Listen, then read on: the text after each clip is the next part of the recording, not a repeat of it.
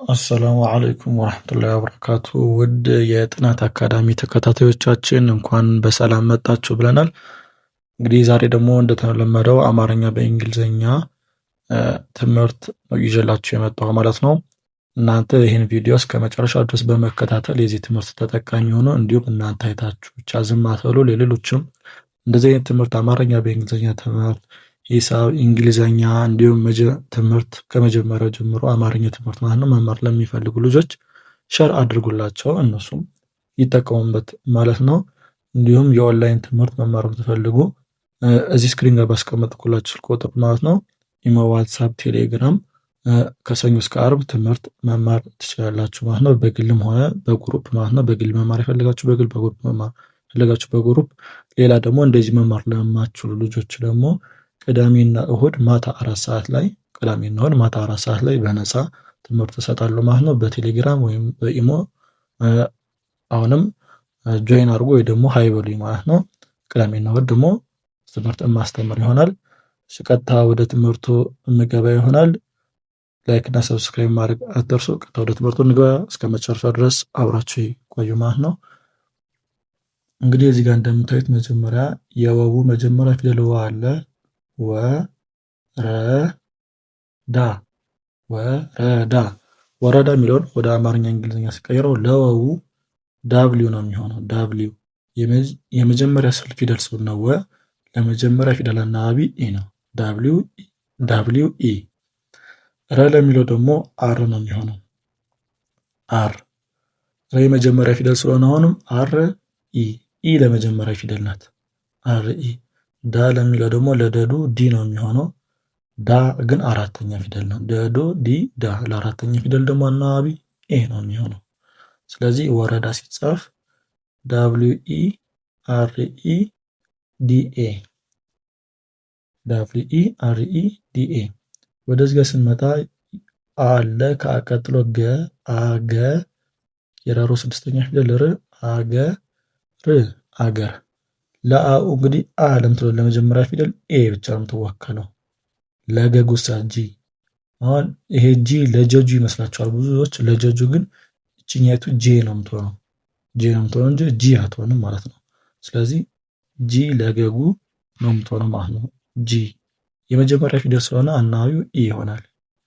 ር አለ ለራሮ አር ነው። ር ስድስተኛ ፊደል ስለሆነ አናባቢ አይኖረውም፣ አር ብቻ። ስለዚህ አገር ሲጻፍ ኤ ጂኢ አር። ኤ ጂኢ አር ይሆናል።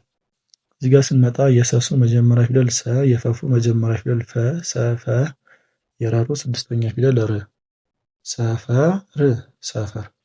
ሰ ለሚለው ኤስ፣ ለሰሱ ኤስ ነው የመጀመሪያ ፊደል ስለሆነ ሰ ኤስ ኢ። ፈ ለሚለው ኤፍ፣ ኤፍ የመጀመሪያ ፊደል ስለሆነ ኤፍ ኢ። ኢ ለመጀመሪያ ፊደል ነው ብያቸዋለሁ ማለት ነው። ር ለሚለው አር ብቻ። ለምን አር ብቻ ሆነ? የመጨረሻ ፊደል ከሆነ አንድ ፊደል አናባቢ አይኖረውም ማለት ነው፣ ብቻውን ነው የሚኖረው። ስለዚህ ሰፈር ሲጻፍ ኤስ ኢ ኤፍ ኢ አር ይሆናል። እዚህ ጋር ስንመጣ የበቡ መጨረሻ ፊደል ቦ አለ። ከቦ ቀጥሎ የተቱ አራተኛ ፊደል ታ አለ። ቦታ ቦታ ቦታ። ለበቡ ቢ ነው የሚሆን። ኦ ደግሞ የሆነበት ምክንያት የመጨረሻ ፊደል ስለሆነ ቦ የመጨረሻ ፊደል ሲሆን አናባቢ ኦ ነው ጊዜ የሚሆን። ታ ለሚለው ደግሞ ለተቱ ቲ ነው የሚሆን። አራተኛ ፊደል ስለሆነ ለአራተኛ ፊደል አናባቢ ኤ ነው። ስለዚህ ቦታ ሲጻፍ ቢኦ ቲ ኤ ይሆናል ማለት ቢኦ ቲ ኤ። እዚጋ ስንመጣ የአኡ መጀመሪያ ፊደል አለ። የቀቁ ስድስተኛ ፊደል ቅ አለ። አቅ የጠጡ አራተኛ ፊደል ጣ አለ።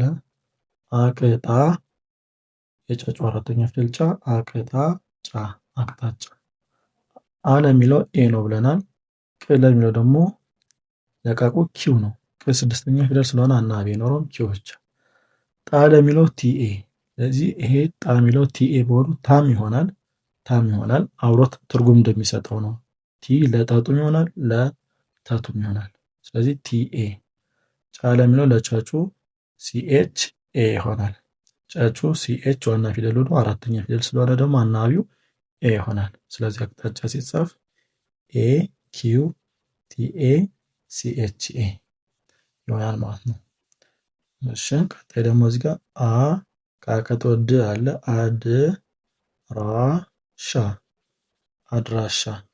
አድራሻ ለሚለው ለሚለው አሁንም ኤ ናት ብለናል። ኤ ናት። ድ ለሚለው ድ ስድስተኛ ፊደል ነው። ዲ ብቻ። ራ ለሚለው ለረሩ አር ነው። አራተኛ ፊደል ስለሆነ አናባቢው ኤ ነው። ሻ ለሚለው ለሸሹ ኤስኤች ዋና ፊደሉ ነው። ቀጣይ አናባቢው ማነው? ኤ አራተኛ ፊደል ስለሆነ ነው አናባቢ የሆነው ማለት ነው። ስለዚህ አድራሻ ስንጽፍ ADRASH አድራሻ።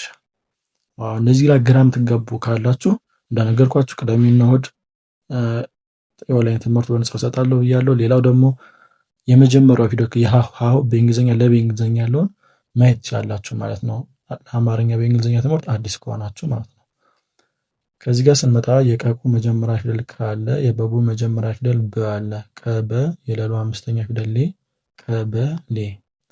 ለቀቁ ኪው ነው ብለናል የመጀመሪያ ፊደል ስለሆነ ኪውኢ። ለበቡ በ ነው ብለናል የመጀመሪያ ፊደል ስለሆነ ቢኢ። ሌ ለሚለው ደግሞ ለለሉ ኤል ነው። አምስተኛ ፊደሎች ጋር ሲሆን አናባቢ ሁለት አናባቢ ነው ያላቸው። እሱም አይ እና ኢ በአንድ ላይ ይሆናሉ ማለት ነው። ስለዚህ ቀበሌ ስንጽፍ ኪውኢ ቢኢ ኤል አይ ኢ ይሆናል ማለት ነው። እሺ እዚህ ጋር ስንመጣ የቀቁ መጀመሪያ ፊደል ቀ፣ የየዩ መጀመሪያ ፊደል የ። ቀየ ስንል ለቀቁ ኪው ነው ብለናል የመጀመሪያ ፊደል ስለሆነ ኪውኢ። የ ስንል ደግሞ ለየዩ ዋይ ነው። የመጀመሪያ ፊደል ስለሆነ ዋይ ኢ። ስለዚህ ቀየ ሲጻፍ ኪውኢ ዋይ ኢ ይሆናል ማለት ነው። እዚህ ጋር ስንመጣ የከኩ መጀመሪያ ፊደል ከ አለ። የተቱ መጀመሪያ ፊደል ተ አለ። ከተ የመሙ አራተኛ ፊደል ማ አለ። ከተማ።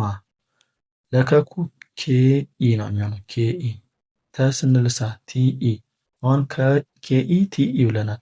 ኢኢ የሆነበት ምክንያት የመጀመሪያ ፊደል ሲሆኑ ኢ ነው አናባቢያቸው። ማ ለሚለው ደግሞ ለመሙ ኤም ነው። አራተኛ ፊደል ስለሆነ ማ ኤምኤ ኤ አናባቢ ይሆናል ማለት ነው። ስለዚህ ከተማ ሲጻፍ ኬኢ ቲኢ ኤምኤ ይሆናል። እዚህ ጋር ስንመጣ የገጉ መጀመሪያ ፊደል ገ አለ። የጠጡ መጀመሪያ ፊደል ጠ አለ። ገጠ እና ስድስተኛው ገጠር ገጠር። የገ መጀመሪያ የጠ መጀመሪያ የምላችሁ ያው አማርኛ ማንበብ ለማይችሉትም በዛው እንድትረዱት ነው። አማርኛውንም እንድታነቡ ብዬ ነው።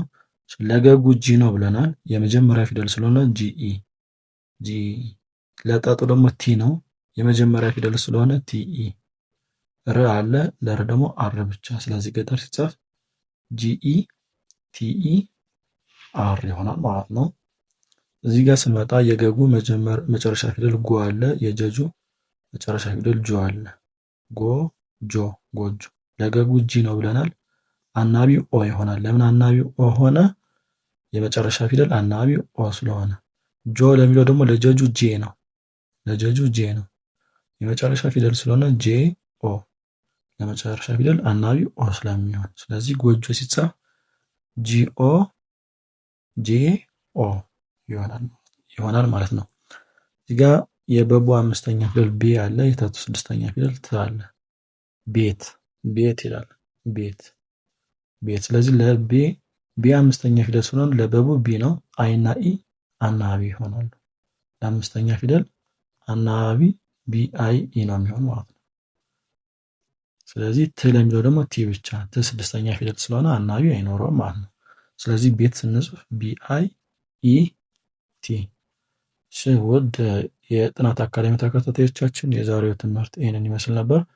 በቀጣይ እስክንገናኝ ድረስ